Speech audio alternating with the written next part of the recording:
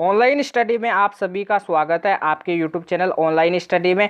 जो आज का जो सेशन होने वाला है वो अपना 23 नंबर का लेक्चर होने वाला है, जिसमें अपन मिक्स प्रैक्टिस की बात करेंगे। जिसका जो फर्स्ट क्वेश्चन है वो अपनी स्क्रीन पे क्या है, संधारित्रों के समांतर संयोजन में जो राशि प्रत्येक संधारित्र के लिए समान रहती है वह क्या है। यानी जो संधारित्र है इनको यदि समांतर क्रम में क्या जोड़ते हो ऐड करते हो तो इनमें जो राशि क्या होती है, समान रहती है। वो क्या रहती है, आपको पता है आवेश रहती है। क्या रहती है, आवेश। राइट आंसर ए हो जाएगा। अगले क्वेश्चन की ओर बढ़ते हैं। अगला क्वेश्चन क्या है अपनी स्क्रीन पे, एक फेराडे कितने कूलाम के बराबर होता है। एक फेराडे कितने कूलाम के इक्वल होता है। 1 फेराडे इज इक्वल टू होता है 96,500 कूलाम। कितना होता है, 96,500 कूलाम। अगले क्वेश्चन की ओर बढ़ते हैं। अगला क्वेश्चन क्या है, वायु में नमी बढ़ने पर जो प्रतिरोध होता है वो क्या होता है, घट जाता है। क्या होता है, घट जाता है, डिक्रीज हो जाता है। अगले क्वेश्चन पे चलते हैं। अगला क्वेश्चन क्या है, समांतर पट्टी का वायु संधारित्र में जब वायु के स्थान पर उच्च पेरावैद्युतांक का एक माध्यम रखा जाता है तब धारिता संधारित्र की जो धारिता होगी वो क्या होगी।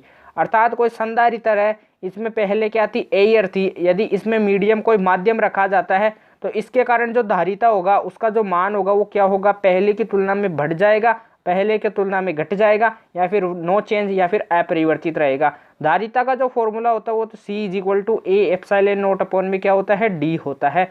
एप्सिलॉन नोट यानी क्या होता है, माध्यम। माध्यम रखेंगे तो क्या होगा, धारिता का मान इंक्रीज होगा। राइट आंसर बी हो जाएगा। क्या हो जाता है, बढ़ जाता है।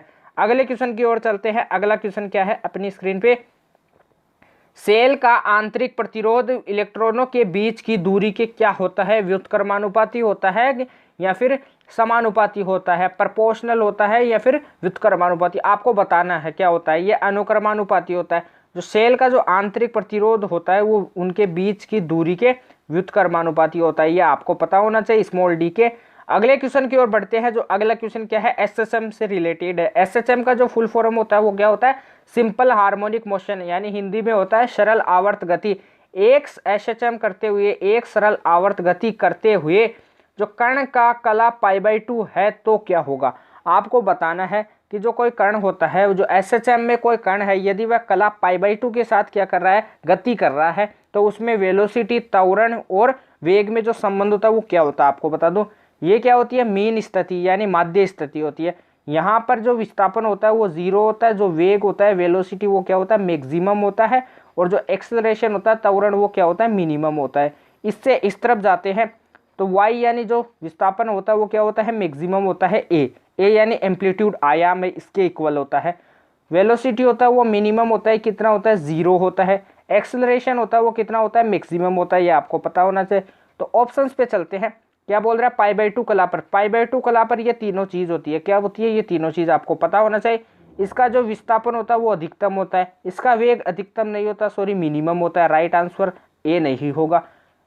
एक्सेलरेशन यानी त्वरण मैक्सिमम होता है, बी में क्या दिया हुआ, न्यूनतम, तो ये भी रॉन्ग हो जाएगा। इसका विस्थापन अधिकतम होता है, तो राइट आंसर सी हो जाएगा, क्योंकि अपने को विस्थापन क्या दिया हुआ होता है, मैक्सिमम दिया हुआ होता है, विस्थापन मैक्सिमम होता है।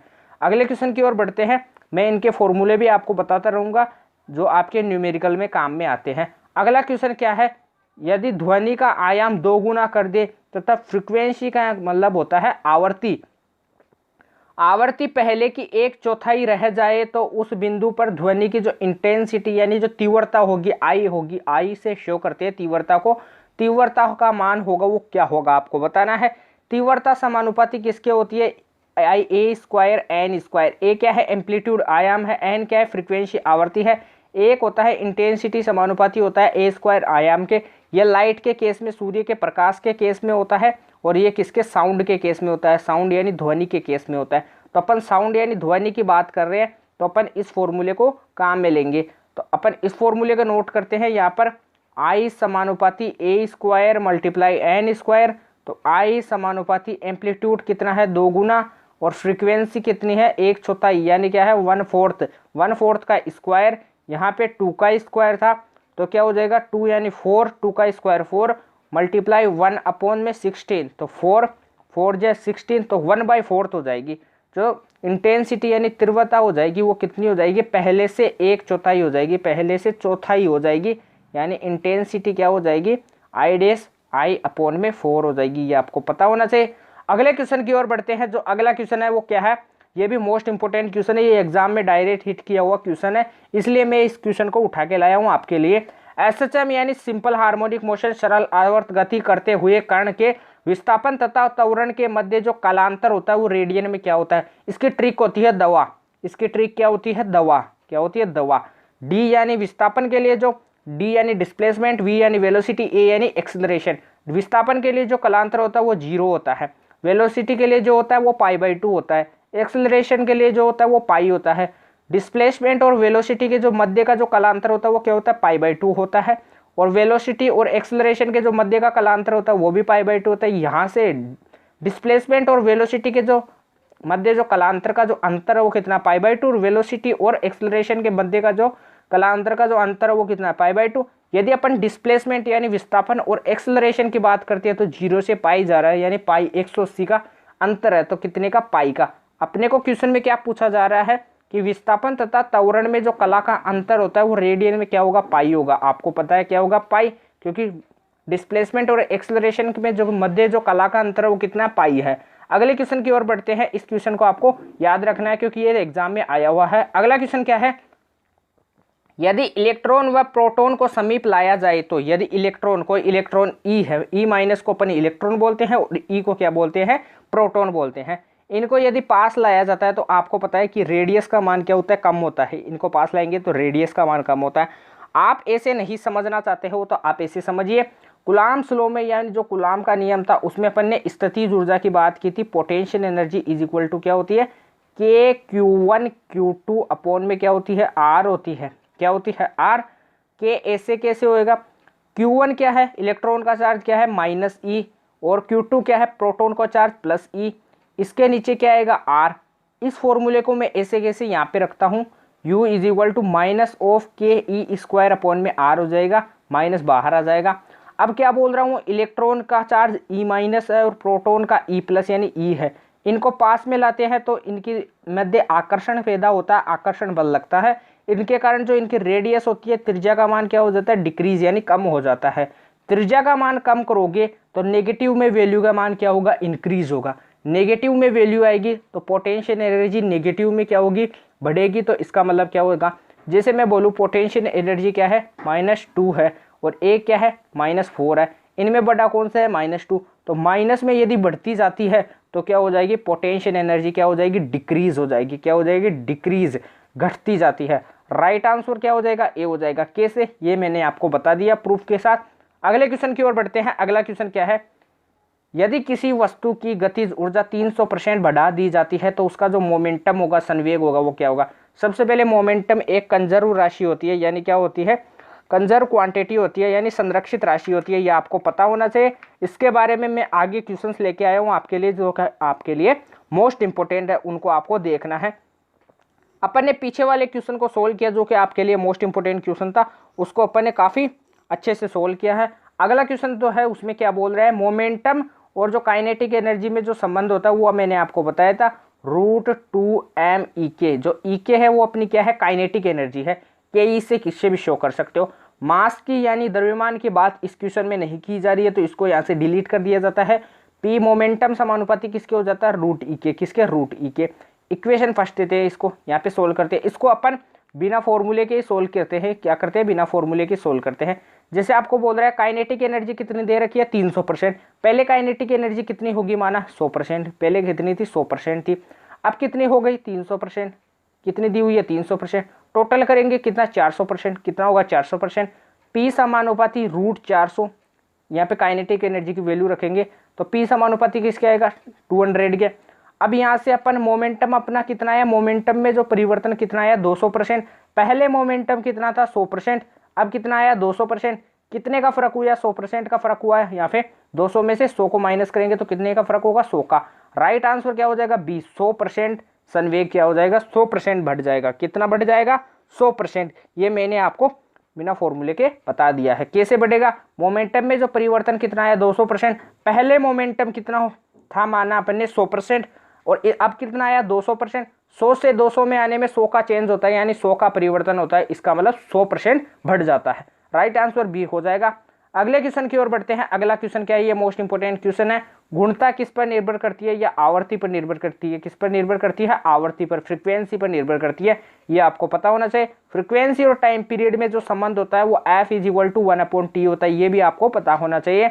अगले क्वेश्चन की ओर बढ़ते हैं। अगला क्वेश्चन क्या है अपनी स्क्रीन पे, तुल्यकाली उपग्रह का जो टाइम पीरियड यानी आवर्तकाल होता है वो क्या होता है? ये आपको पता होना चाहिए। 24 घंटे होता है, क्योंकि इसको पृथ्वी से देखने पर यह स्थिर दिखाई देता है। इसके कारण इनका जो आवर्तकाल होता है वो कितना होता है? 24 घंटे होता है। कितना होता है? 24। तो इसका जो टाइम पीरियड हो जाएगा वो कितना हो जाएगा? 24 आवर्स। अगले क्वेश्चन पे चलते हैं। जो अगला क्वेश्चन अपनी स्क्रीन पे क्या है, कौन सी राशि ऊर्जा का जो होती है एक रूप होती है? यह आपको पता होना चाहिए। जो ऊर्जा का एक रूप होती है वो लाइट होती है, सूर्य का प्रकाश होता है। राइट आंसर बी हो जाएगा। अगले क्वेश्चन पे चलते हैं। और ऑप्शंस को अपन को देखने की आवश्यकता नहीं है। आपको एक जरूरी सूचना दे दूं, एक बार आप वीडियो को लाइक कीजिए दबा के, वीडियो को शेयर कीजिए, एंड में वीडियो के कमेंट करके बताना कि वीडियो आपको कैसी लगी। अभी तक चैनल को सब्सक्राइब नहीं किया तो चैनल को सब्सक्राइब कर लीजिए। हमारा यूट्यूब चैनल है ऑनलाइन स्टडी नाम से। अगले क्वेश्चन की ओर बढ़ते हैं। जो अगला क्वेश्चन क्या है अपनी स्क्रीन पे, एक तोप से छोड़े गए गोले के हवा में फटने से क्या होता है? यदि एक कोई तोप छोड़ी जाती है तो उसके टुकड़े हो जाते हैं। क्या हो जाती है? जैसे 2 पार्ट में डिवाइड हो जाती है। क्या? एक तो हल्के पार्ट में और एक भारी पार्ट में। यदि जो हल्का पार्ट होगा उसकी जो काइनेटिक एनर्जी होगी वो क्या होगी? मैक्सिमम, यानी क्या होगी? ज़्यादा होगी। और जो भारी पार्ट होगा उसकी जो गतिज ऊर्जा होगी वो क्या होगी? मिनिमम होगी। आपको बता दूं, जो मोमेंटम है उसमें कमी और वृद्धि की कोई बात ही नहीं हो सकती, क्योंकि मोमेंटम एक प्रकार की कंजर्व क्वांटिटी होती है, संरक्षित राशि होती है। इनमें कमी या फिर वृद्धि नहीं की जा सकती। तो ए और बी क्या हो जाएगा? इसका रॉन्ग हो जाएगा। काइनेटिक एनर्जी में क्या होती है? वृद्धि होती है। काइनेटिक एनर्जी के मान में क्या होती है? वृद्धि होती है। तोप से छोड़े गए गोले को यदि हवा में फट जाता है तो इसमें काइनेटिक एनर्जी में वृद्धि होती है। अगले क्वेश्चन की ओर बढ़ते हैं। अगला क्वेश्चन क्या है, वोल्ट मीटर से किसका मापन होता है? धारा का। ये मैंने कल भी कराया था, आज भी करा रहा हूं आपको। अगले क्वेश्चन पे चलते हैं। अगला क्वेश्चन क्या है, मोस्ट इंपोर्टेंट PYQ क्वेश्चन है। केंद्रीय बल के क्षेत्र में निम्न में से क्या प्रवाहित नहीं होता है? क्या परिवर्तित नहीं होता है? सॉरी, यहाँ पे लिख लेना, क्या परिवर्तित नहीं होता है, यह आपको बताना है। जो केंद्रीय बल के क्षेत्र में जो क्या परिवर्तित नहीं रहता है? काइनेटिक एनर्जी चेंज होती है, पोटेंशियल एनर्जी चेंज होती है, लेकिन जो कोणीय संवेग होता है, जो एंगुलर मोमेंटम होता है, वो क्या होती है? एक प्रकार की परिवर्तित नहीं होने वाली राशि है। राइट आंसर सी हो जाएगा। अगले क्वेश्चन की ओर बढ़ते हैं। जो अगला क्वेश्चन क्या है अपनी स्क्रीन पे, एक सरल लोलक को यदि पोल यानी ध्रुव पर लेके जाते हैं, ये क्या है? अपनी पृथ्वी है। यहाँ पर क्या होता है? इक्वेटर होता है, यहाँ पे पोल होता है। इक्वेटर पर जी की वैल्यू क्या होती है? कम होती है। पोल पे जी की वैल्यू क्या होती है? ज्यादा होती है। इक्वेटर पे भार की वैल्यू क्या होती है? कम होती है। पोल पे भार की वैल्यू क्या होती है? ज्यादा होती है। इक्वेटर से पोल की तरफ जाते हैं तो क्या होता है? भार बढ़ता है, और पोल से इक्वेटर की तरफ आते हैं तो भार क्या होता है? कम होता है। टाइम पीरियड का जो फॉर्मूला होता है वो अपना क्या होता है? T = 2π√L/g। यदि क्या होता है? पोल पे जी की वैल्यू इंक्रीज होती है तो टाइम पीरियड का मान क्या होता है? घटता है। राइट आंसर ए हो जाएगा इसका सही। अगले क्वेश्चन की ओर बढ़ते हैं। अगला क्वेश्चन क्या है अपनी स्क्रीन पे, संवेग। जो क्वेश्चन था वो आपके लिए मैंने होमवर्क क्वेश्चन लाया हूँ। इसमें जो बोल रहा है वो क्या बोल रहा है? आपको जो संवेग है यानी जो मोमेंटम है उसकी जो मान है वो 200% बढ़ा दिया जाता है। कितना परसेंट बढ़ा दिया जाता है? 200% बढ़ा दिया जाता है मोमेंटम का मान। तो पूछ रहा है कि जो काइनेटिक एनर्जी, जो गतिज ऊर्जा में जो परिवर्तन होगा वो कितने की वृद्धि होगी? जो काइनेटिक एनर्जी गतिज ऊर्जा में जो वृद्धि होगी वो कितने की होगी? पोटेंशियल एनर्जी और काइनेटिक एनर्जी में जो संबंध होता है वो होता है √ke। क्या होता है? √ke। मोमेंटम दिया हुआ है अपने को तो p² समानुपाती ke हो जाएगा। क्या हो जाएगा? p² समानुपाती ke। मोमेंटम पहले माना अपन ने 100% था, अब कितना है? 200%। टोटल कितना हो जाएगा? 300। टोटल कितना हो जाएगा? 300%। मोमेंटम की वैल्यू अपन यहाँ पे पुट करते हैं तो 300 का स्क्वायर समानुपाती काइनेटिक एनर्जी। काइनेटिक एनर्जी कितनी समानुपाती हो जाएगी? 900 के। काइनेटिक एनर्जी किसके समानुपाती हो जाएगी? 900 के। किसके? 900 के। जो 900 के हो जाएगी, पहले कितनी थी? 100%, अब कितनी हो गई? 900। अब कितनी हो गई? 900। तो इनमें कितने का फर्क आया? 800 का। तो कितने परसेंट बढ़ जाएगी गतिज ऊर्जा? 800% बढ़ जाएगी। ये आपको पता होना चाहिए। नेक्स्ट क्वेश्चन की ओर बढ़ते हैं। नेक्स्ट क्वेश्चन क्या है अपनी स्क्रीन पे, व्हीटस्टोन सेतु का उपयोग किया जाता है किसके लिए? प्रतिरोध मापने के लिए। ये मैंने आपको कल कराया था। आपको 2-4 क्वेश्चन और बताता हूं। जैसे W बराबर क्या होता है? FS cos थीटा होता है। W बराबर क्या होता है? FS cos थीटा होता है। थीटा की वैल्यू 0 डिग्री हो तो वर्क डन क्या होगा? थीटा की वैल्यू 90 डिग्री हो तो वर्क डन क्या होगा? थीटा की वैल्यू 180 डिग्री हो तो क्या होगा। यदि कोई व्यक्ति समतल पे चल रहा है, यदि कोई व्यक्ति कोई मजदूर है, यदि वह समतल पर चल रहा है, कितने भी ग्राम का वजन उठाकर, आपको कितना भी 40 ग्राम 25 ग्राम कितना केजी कितना भी हो, तो गुरुत्व बल के विरुद्ध उसके द्वारा किए गए कार्य का जो मान होता है वो क्या होता है, ये आपको कमेंट करके बताना है। इसका जो मान होता है वो 0 होता है, ये आपको पता होना है क्या होता है, 0 होता है, ये आपको पता होना चाहिए।